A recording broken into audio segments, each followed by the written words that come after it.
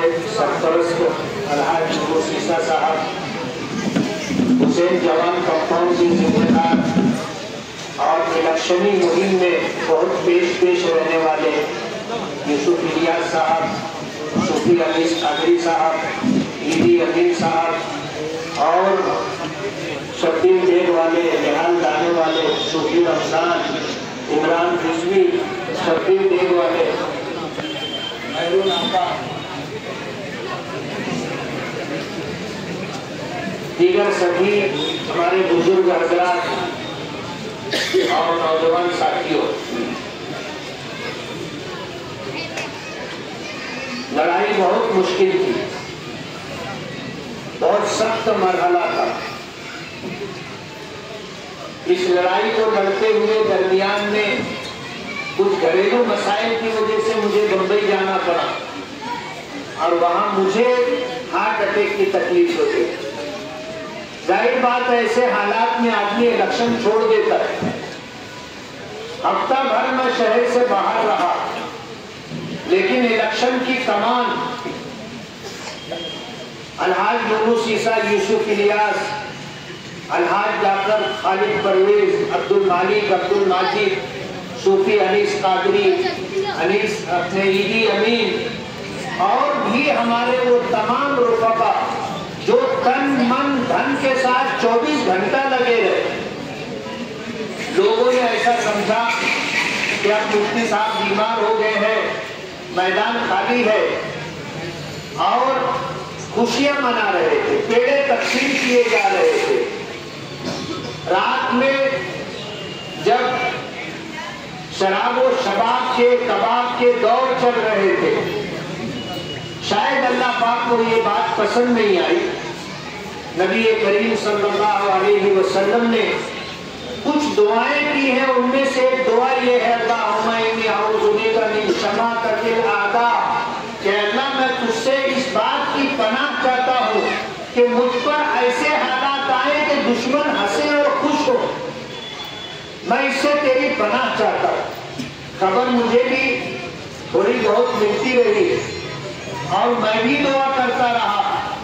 मैं अपनी माओं का, बहनों का, अपनी बेटियों का बहुत बहुत शुक्रगुजार कि उन्होंने जिस तरह दुआएं की, उनकी दुआओं की बरकत से अल्लाह पाक ने मुझे, बल्कि हमें अल्लाह ने कामयाबी अता की।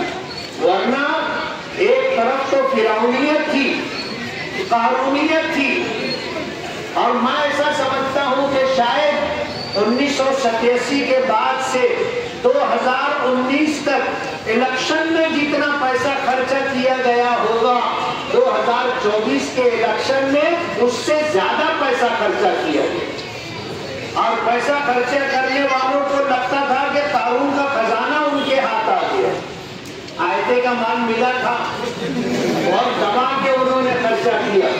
शायद वो ऐसा समझ रहे थे कि बस हम जीत के आ जाएंगे, तो जिस तरह माजी में लूटते रहे कारपोरेशन को, फिर हम लूट करके अपना सब कुछ बना लेंगे।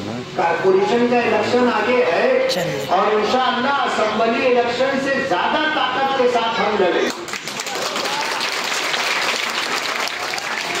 कारपोरेशन का खजाना लूटा गया था। कारपोरेशन में पैसा टैक्स की शक्ल में पब्लिक देती है, मेहनत कश लोग देते हैं, बुनकर हजरात देते हैं और इस शहर में रहने वाले लोग घर पट्टी, नल पट्टी और ना मालूम किन किन टैक्सों की शक्ल ले लेते हैं। जितना पैसा कारपोरेशन से लूटा गया था, उसका एक बड़ा हिस्सा पब्लिक को वापस भी चला गया।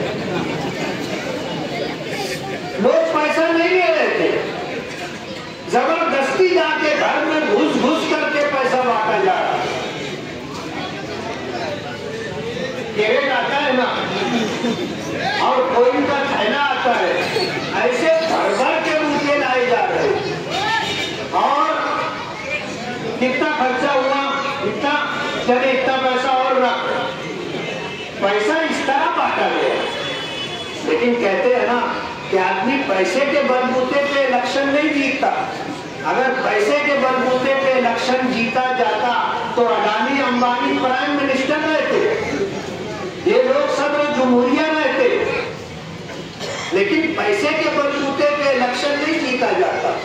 अगर पब्लिक वोटर हमारे साथ है तो फिर किसी की दादागिरी, गुंडागर्दी और रुपये की रेल ट्रेन नहीं चलती।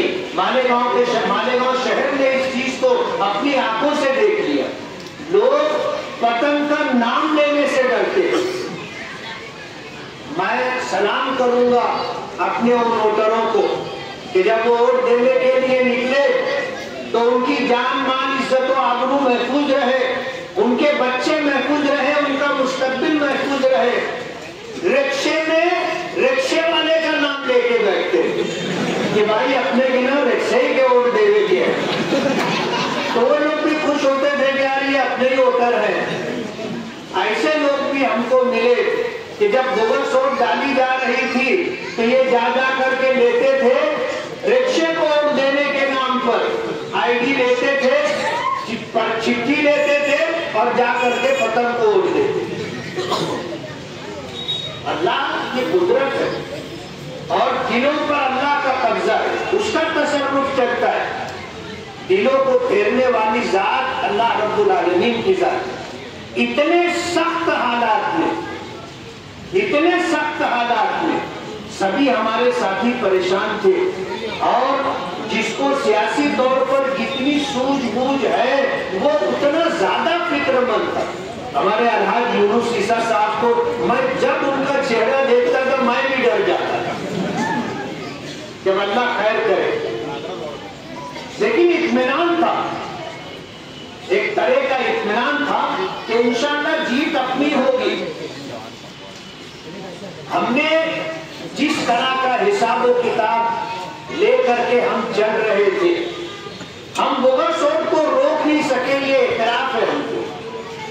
बोगस वोट हम रोक नहीं सके और अलहाज यूनुस ईसा साहब तड़प तड़प करके बोलते थे कि बोगस वोट रोकना चाहिए, क्या करें, कैसे करें। लेकिन जाहिर बात है कोई रास्ता नहीं था और उसके सद्दे बात के लिए हमारे पास कोई प्रोग्राम नहीं था। लेकिन अल्लाह की जात पर एतमाद था कि हम अच्छाई और बुराई के उन्वान पर इलेक्शन लड़ रहे और हुजूर का फरमान है हक को यालू वला युला अलैहि कि हक ही हमेशा गालिब रहता है। थोड़ा वक्त लगता है लेकिन हक, नतीजा और अंजाम हक के साथ होता है। आप देख लो मालेगांव का रिजल्ट, लीड लेकर चल रहे थे, चलते चलते लीड एक जगह टूटी, उसके बाद फिर उनको लीड मिल गई और 24 राउंड जब मुकम्मल हुआ तो 24वां राउंड मुकम्मल होने पर वो तकरीबन 985 वोट से लीड में थे और जब पेटी या राउंड शुरू होता था तो एक साहब आवाज देते थे शुरू कीजिए इमाम साहब।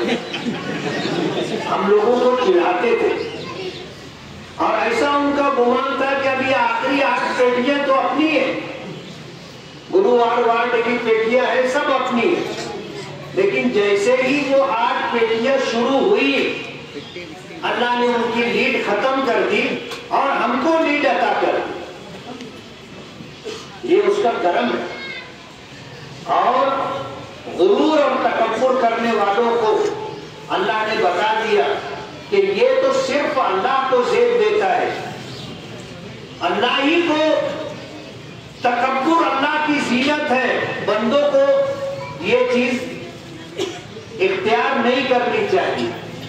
और कुदरत ने ऐसे मोड़ पर ला करके उनको जो है शिकस्त से दो चार किया कि पिछला 5 साल इस उधेड़ में गुजर गया कि 38,000 वोट से कैसे हार गए और अब इतने कम वोट से पूरे महाराष्ट्र में सबसे कम वोटों से अगर कोई जीता है तो वो मालेगांव में ऑल इंडिया मजलिस इत्तेहादुल मुस्लिमीन की उम्मीदवारी करते हुए मैं जीता हूं 162 वोट। 74 वोट से मैं जीता था जब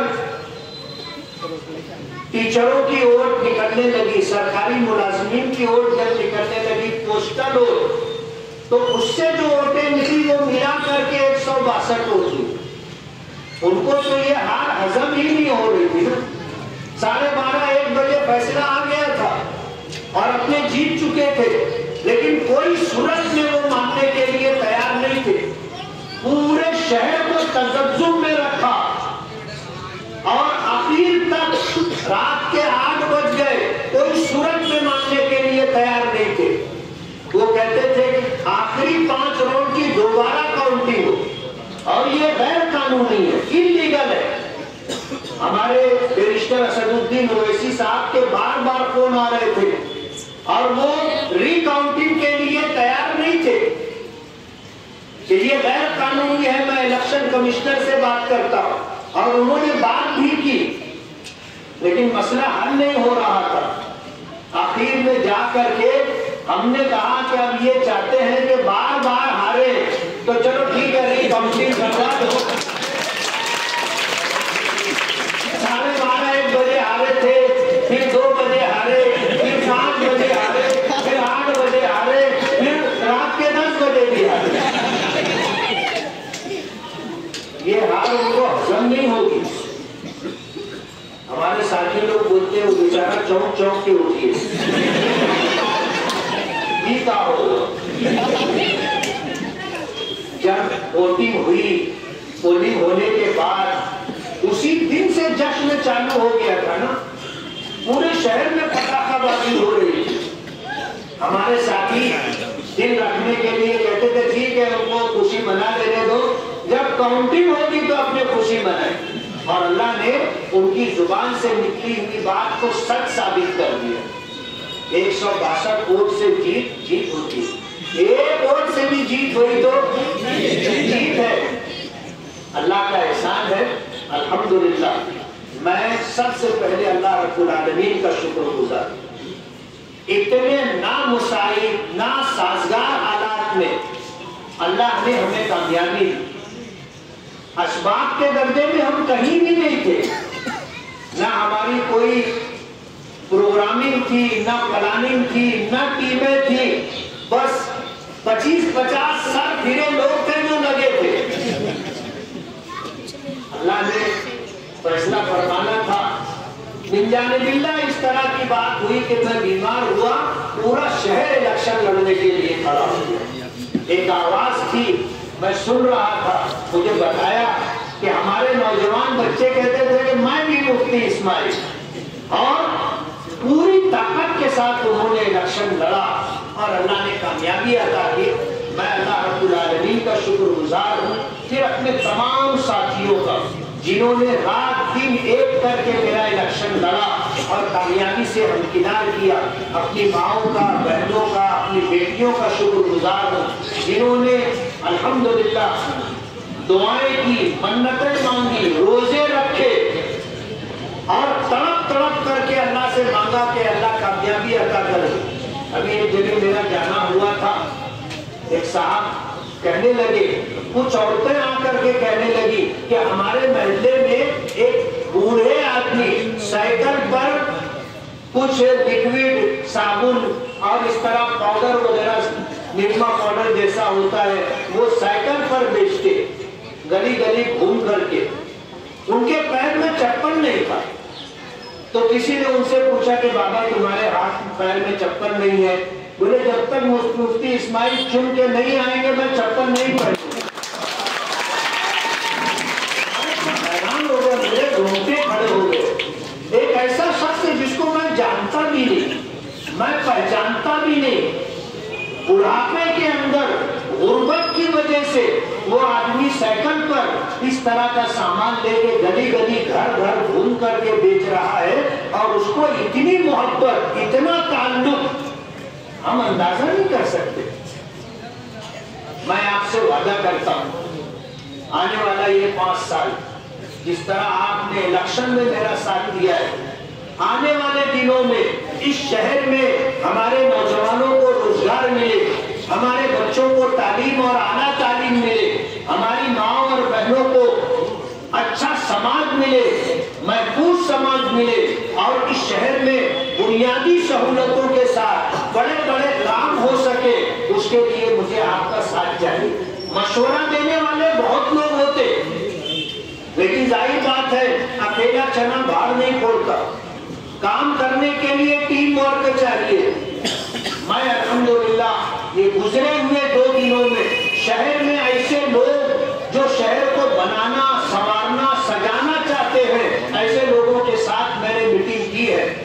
ये बोलना है कि आपकी शपथ विधि हो जाने दो, आप हमें 4 घंटा दो, हम आपको पूरा ब्लूप्रिंट देंगे और आपको बताएंगे कि इस शहर में क्या क्या काम होना चाहिए और उसके लिए हम आपके साथ रहेंगे। मैं उनका आज स्पेशली शुक्रगुजार। कल मेरी हमारे बैरिस्टर असदुद्दीन ओवैसी साहब से बात हुई और पार्लियामेंट इलेक्शन में हमने शोभाताई बच्चाओं को कामयाब कराया। इन दोनों हजरात का प्रोग्राम ये है कि मालेगांव में मरकज से जो प्रोग्राम स्कीमें मिल सकती हैं, रोजगार के ताल्लुक से, तालीम के ताल्लुक से, ये सारी चीजें हम मालेगांव लाएंगे।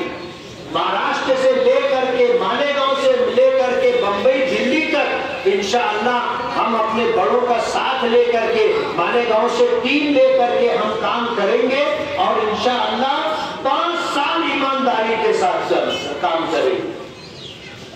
माजी में जो 5 साल गुजरे, पहला 2 साल तो कोरोना की नजर हो गया, 2.5 साल कोरोना की नजर हो गया, सारा प्रोग्राम चौपट हो गया, सारा प्रोग्राम चौपट हो गया, पूरी दुनिया रुक गई।